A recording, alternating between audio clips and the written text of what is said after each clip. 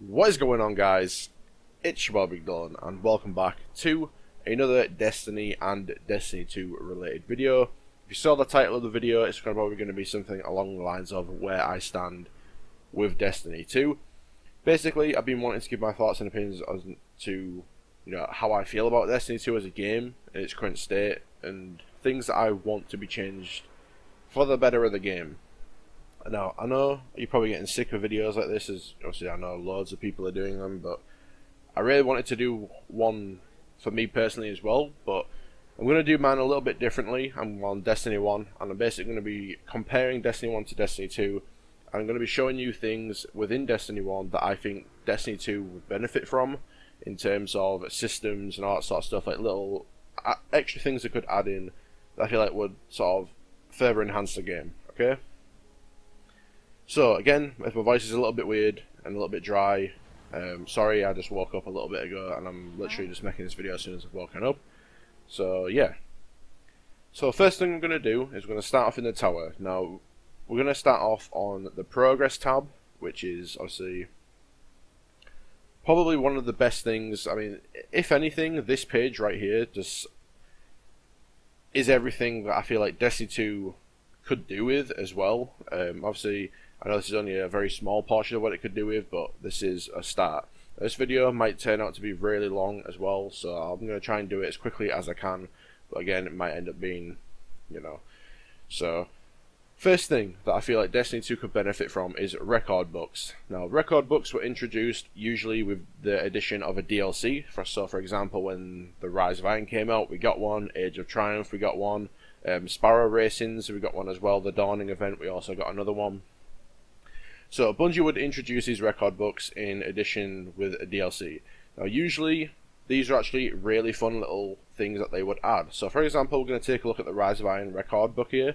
Now as you can see, it's got rewards, like reward tiers. So all of this loot that you can see right now is loot that you can get for being a certain rank with a book.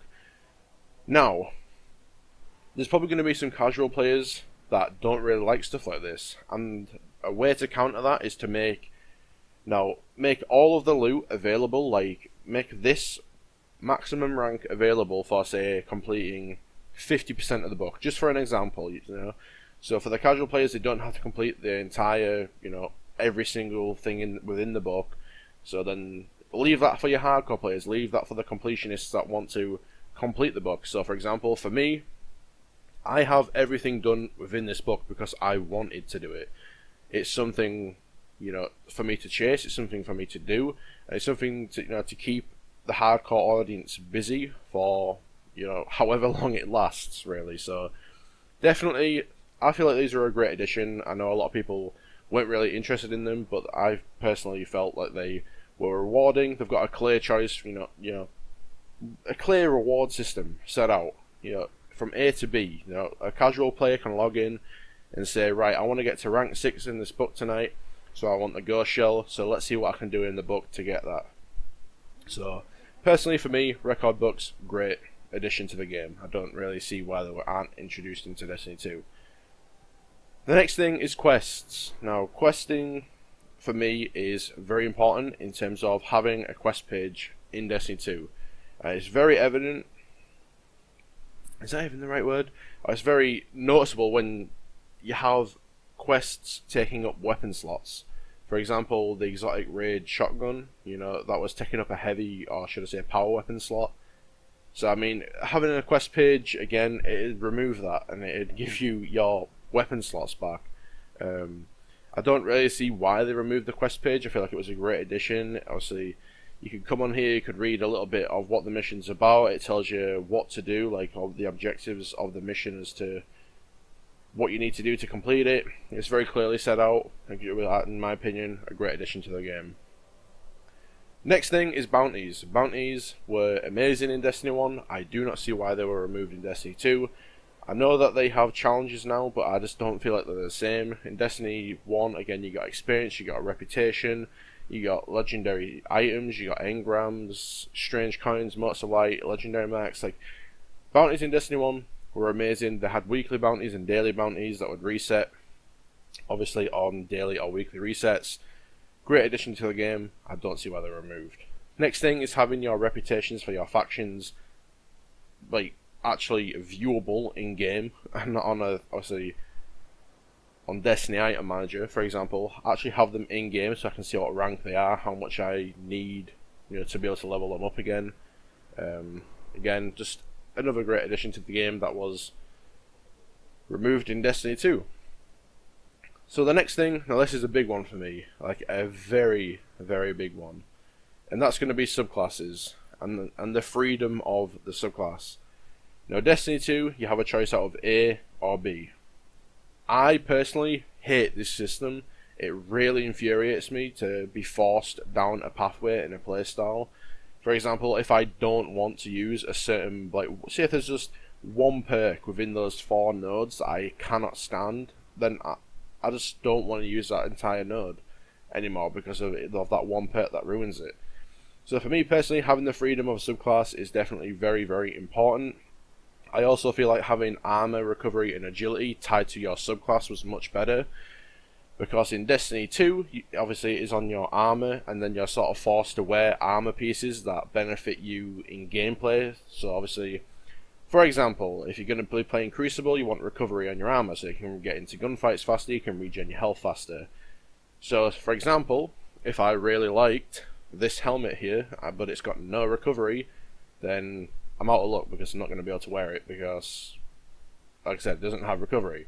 But this super ugly helmet does have recovery, for example. See where I'm going with this? It just it makes you sort of forced to wear certain armor pieces. It forces you into, a certain place that it's just annoying. The freedom of Destiny 2 that they've gone down is so annoying in terms of it just pressures you into certain playstyles and certain things when you just don't want to do it. So for me, the way I would have done subclasses in Destiny 2 was just to add upon what you already have. Like, I don't see how this could be so hard, personally.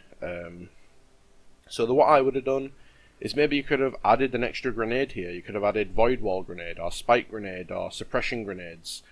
You could come up with another jump, maybe. I don't know if that is possible. I don't know if you could really, add another jump for a Warlock. I don't really feel like there is any. But the super, now this is the one what I want to talk about. You have the normal Nova Bomb. This is the first one you get when you first unlock the use of your super, which is fine. I feel like that's good because it gives you time to adapt and get used to the actual Nova Bomb itself. Next up, you've got Vortex, which is Nova Bomb creates a vortex which continually damages enemies trapped inside. So that's number 1. That's variant number 1. Then you've got Shatter, which it splits into 3 projectiles. That's variant number 2. Then you've got Lance, where it travels further and faster and does more damage. That's variant number 3. And then, obviously, if you're adding Destiny 2s into here, you could have Slover Bomb, which is that massive orb where it seeks enemies and obviously blows up into loads of other little orbs. That could be variant number 4. So that would be even more choice. Freedom of choice into supers. You'd have another option that you could go down. I mean, personally, that's how I would have done it.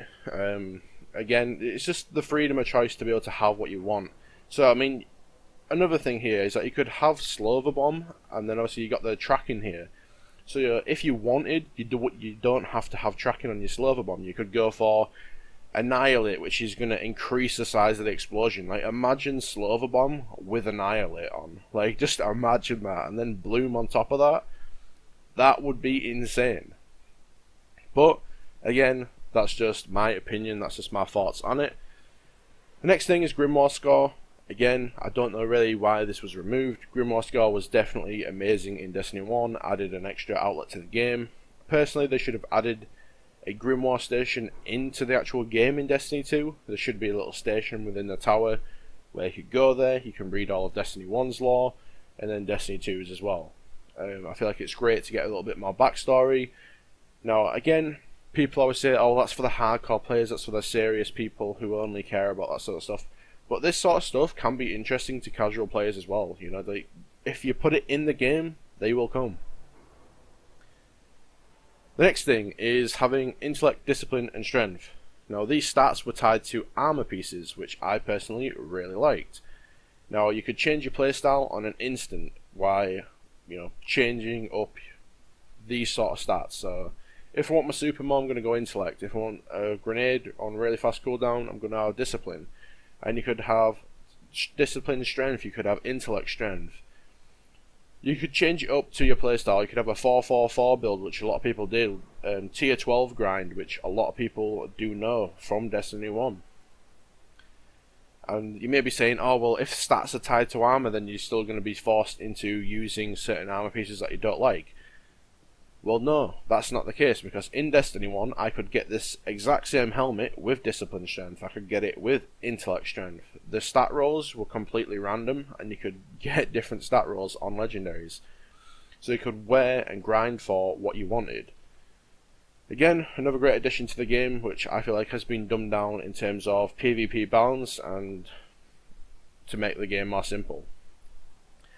Next thing would be having perks on armor. Now this is a big one for me. Perks on armor is definitely, again, it further enhances your playstyle. So right here I've got Ashes to Assets, which is gain bonus super energy and grenade kills.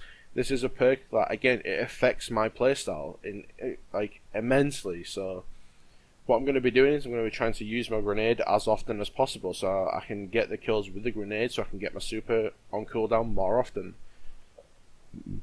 Excuse me.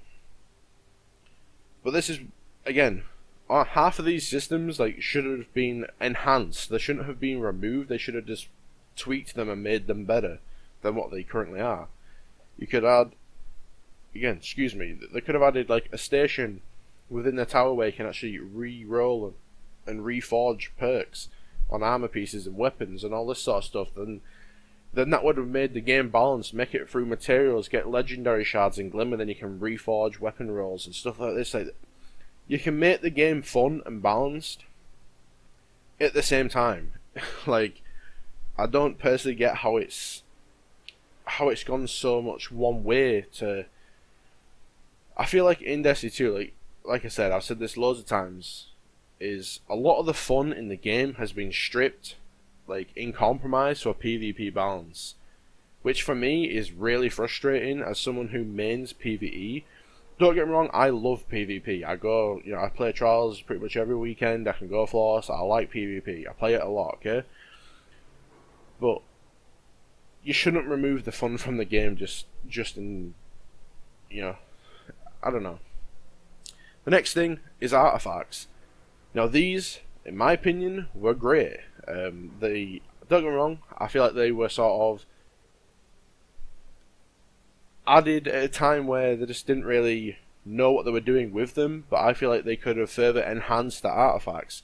Going into Destiny 2, they could have made subclass specific artifacts where they buff certain stats or certain perks within your subclass, give you extra armor, or buff a certain grenade or a certain ability.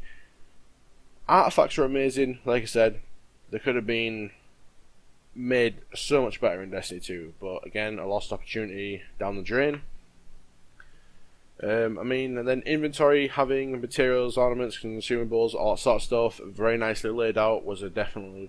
Ooh, I've got a Treasure of Ages package. Let's see what I get. An emote, 2 Crucible reputation boosters, and Silver Dust, when microtransactions were actually fun and fair.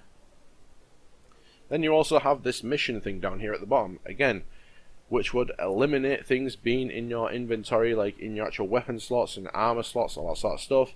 Having stuff like this removes that, which is awesome. Obviously, legendary marks, I feel like, again, that's same as legendary shards, nobody's really bothered. Glimmer, same sort of stuff. So yeah, now that we've got all that menu system stuff out of the way, the next thing we're going to obviously get into is these stations. Obviously these are for exotic armor pieces and exotic weapons. These are in Destiny 2, but obviously it is in the collections tab within the, the vault. So we're going to run up here and we're going to go see another little thing which I really wanted to talk about today, and that is Eververse. Eververse in Destiny 1 was a lot more sort of, it was there, but you didn't really care, in my opinion. So see, you got these engrams. I mean, this right here is exactly what Destiny 2 needs, is a vendor as to where you can go in. If you have the actual Bright Dust or Silver Dust, whatever it is, you can go in and you can buy exactly what you want if you have enough of what you need. this is what is needed in Destiny 2. And for example, the Dawning stuff should still be available. Now, I was lucky enough, like insanely lucky, don't get me wrong, I had to delete some stuff that I didn't really want to delete, but I did get a full set of Dawning gear in Destiny 2, only for my Warlock though, bear that in mind. But you should still be able to get that gear here, like, if you know what I mean. Ornaments. This is, again, people are fine with ornaments. If you want to make money this way by creating unique ornaments for exotics, completely fine. People don't care about stuff like this. It just, again, it's just, that is purely cosmetic only. Going across, again, more ornaments for exotics. Now, this is where it gets interesting, is sparrows. Now, sparrows were in the microtransactions as well, but people didn't care about them because they had another outlet to get them. From quests, from raids, from, just from other aspects of the game, they could earn them as well. And in Destiny 2, the only way to get a sparrow is from Eververse, which, in my opinion, is absolutely friggin' ridiculous and it's stupid. So yeah, it's pathetic. Next thing is shaders. Now, in Destiny 2, Eververse pretty much has 90% of the shaders in the game. That's not an actual real percentage. That's just me, coming up with a random percentage. But it definitely feels that way. In Destiny 1, she has a couple of selection of shaders. Most of these were from Sparrow Racing. Bear that in mind. Or the, what is it called? Festival of the Lost. These were from events. You could earn them in the past, and then obviously they got thrown into Eververse once the event went, so you could still earn them down the line, which was a good idea. Sparrow Horns, again, another thing that was removed in Destiny 2, but that sort of stuff you can put in microtransactions, because nobody cares about that. Another thing, masks, again, these were earnable in Festival of the Lost, but again, you could put them in here for microtransactions. People don't really care. You can make these sort of little lenses that change how your game looks. Emotes, add loads of emotes. People are fine with emotes being microtransactions. It's just, Eververse in Destiny 1 was so much, like, it was there, but it just didn't matter. I never complained about Eververse ever, other than, don't get me wrong, these boosters were that's when it started to get a little bit, out of hand. I thought, oh god, it's getting a little bit weird, which obviously is pretty evident going into Destiny 2. But I mean, overall, Destiny 1 is fine. Eververse is completely fine, and nobody ever really hated it. Granted, I'd rather it not be in the game, but it's fine being there as a whole. That'll be interesting. Next thing we're going to do is we're going to go run over to the other side of the tower and get into the next thing that I want to talk about, which is at some more kiosks, believe it or not. So, right here, you have I think this is is that the emblem one? Yeah, that's the emblems, and this is shaders. Now, emblems are collectible in Destiny 2 as well, that's fine, but the main one I want to talk about is shaders. Evil Levante was stood there as well, which is another thing I might get onto in a second. But shaders in Destiny 1 were done so much better than Destiny 2. One-time use shaders are absolutely pathetic. It makes me not want to use certain shaders. What's the point in being able to apply a shader to each armor piece just for it to be one-time use? And not only that, like when you have an event, like say the Crimson event that might be coming soon for the Valentines, or the Dawning, you have like seasonal shaders that you can't get again, being one-time use. I mean, if that ain't a slap in the face, then I don't, that's just ridiculous at this point. And you could collect the shaders in Destiny 1, so I could go in here and say, I want to wear that shader, I like this one, I want that one as well. You can do that, and then I can delete it, then I can come back in here and I can get it as well. It's just, Destiny 1, again, shaders, much better, and that's all I'll touch on it before I get tilted. Next thing is Evil Levante. Put Evil Levante back into Destiny 2 and make her sell shaders for actual in-game currencies like Glimmer and Legendary Shards. Don't make them ridiculously pricey just because it's in the microtransactions, because that will even further annoy me, I suppose you could say. But add her back into the game, make her useful again. And yeah, I mean that's all I really have to say. And these kiosks were also there for sparrows. They were there for spaceships and sparrow horns. They were there for emotes. So if you deleted an emote, you can go get it back as well. So overall, the kiosks were a great addition to the game. So the next thing I'm going to do is we're going to go to Orbit, and I'm going to talk about lots more stuff and get even more annoyed. And oh boy, oh boy, oh boy. Now I know, don't get me wrong, I know Bungie are doing one of those This Week at Bungie's tomorrow on the 11th, which is a Thursday, and apparently they have lots of good changes to announce. Personally, I'm not getting my hopes up because I've had them crushed many times before, so that's not me being disrespectful or mean in any way, shape or form. I'm just being real.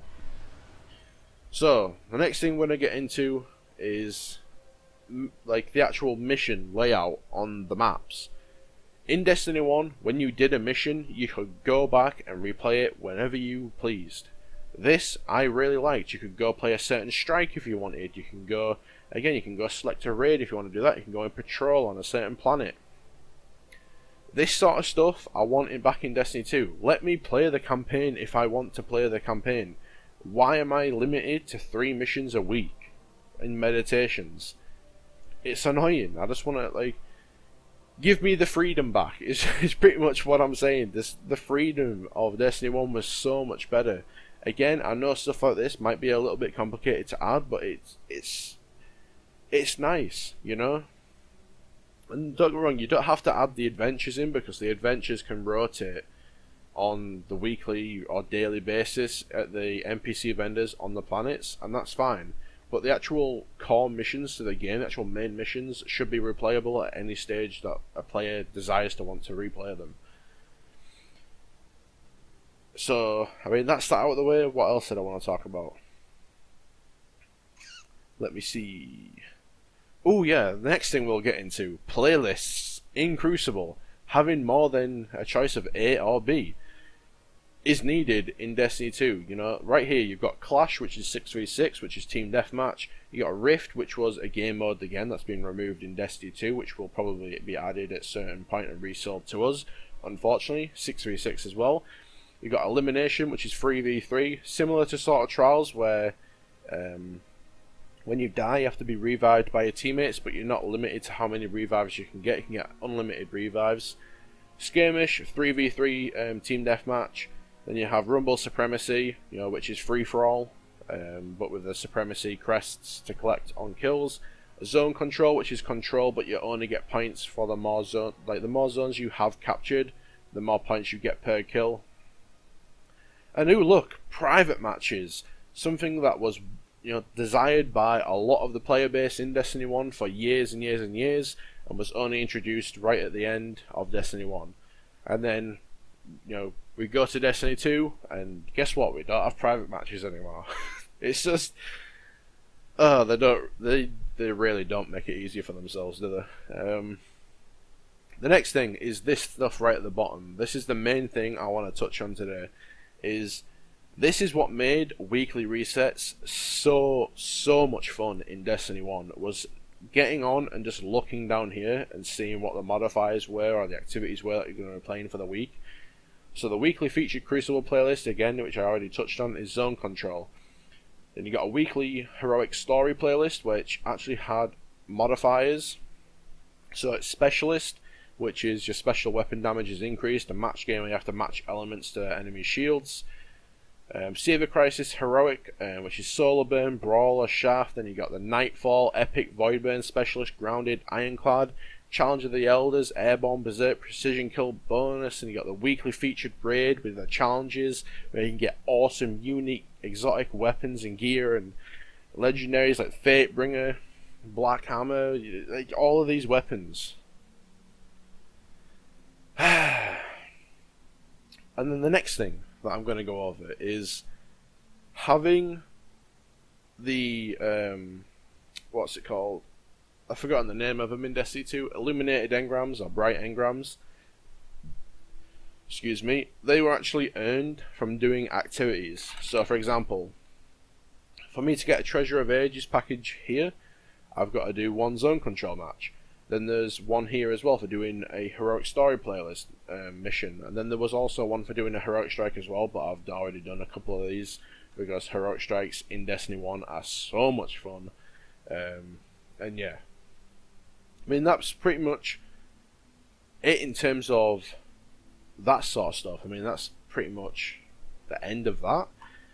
The next couple of things are just main core things to the game that, obviously, these are big changes. I don't know if these would be doable, but these are some other little things that I really feel like make Destiny 2 not as fun as what it could be.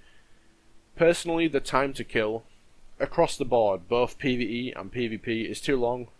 Sometimes I'm sat there spraying enemies for extended amounts of time, and it's just draining. It makes me fall asleep. Like, for example, if I'm using a Better Devils and there's a Major Knight, like at times you gotta shoot a full mag, then you gotta reload, shoot another mag, and that is just boring as hell. Like, nobody wants to do that. People just want to blast through stuff. And again, I would use my power ammo, but because of the current ammo situation and the current weapon system that is in Destiny 2, you don't really want to be using your power ammo because then you don't feel like you have it for the boss, then you can't deal DPS properly, and then it leads into one big loop to where it's just frustrating, basically. So yeah, time to kill across the board I feel like it needs to be made quicker in both PvE and PvP. Next thing is weapon system. Destiny 1's weapon system, in my opinion, was so much better. Don't get me wrong, you've experimented with the weapon system in Destiny 2, and that is fine. Personally, I don't feel like it works. I feel like most people will agree with me when I say Destiny 1's was just much more fun. Being able to have a hand cannon and a sniper rifle, and then a machine gun, or a sword, rocket launchers, maybe you could have a grenade launcher in your power weapon slot as well. You know, special weapons where snipers, fusions, shotguns, sidearms. Maybe you could have SMGs here as well, if maybe you could balance that, I don't know. Or maybe SMGs could be primaries, whatever. Destiny 1's weapon system was so much better. Perks in Destiny 1 were also much more decent, shall we just say. So, one perk that I will touch on is Firefly. Firefly in Destiny 1 was by far probably one of the best perks in the game. It was insane in a good way. It wasn't insane in terms of it was broken. It was just fun to use. You know, it dealt a decent amount of damage to enemies in PvE, made it really good for clearing ads like Thrall, Acolytes, Dregs, Vandals, all that sort of stuff. It was an awesome perk. In Destiny 2, it does exist, but it's called Dragonfly, but it's like a little... I mean, you might as well literally just fart on the enemy. It doesn't deal any damage. It's pointless. Again, in terms of... I bet the reason they've done that is because PvP balance. They don't want stuff being ridiculously overpowered and like, oh my god, this is the only perk I want, and it's sad. So, time to kill, weapon system, and the next thing I actually want to go on, because a couple of my friends were like, oh, why have they nerfed Golden Gun in Destiny 2, right? Then look no further than this. In Destiny 2, obviously, like, I've already touched on this, but obviously the subclasses are fixed from a choice A or choice B. Now, the reason Golden Gun got nerfed was because people were using the top skill tree, which had the 6-shot, but people just weren't equipping the 6-shot node, because obviously they didn't want that. They wanted the other 3 perks, which was like the exploding throwing knife.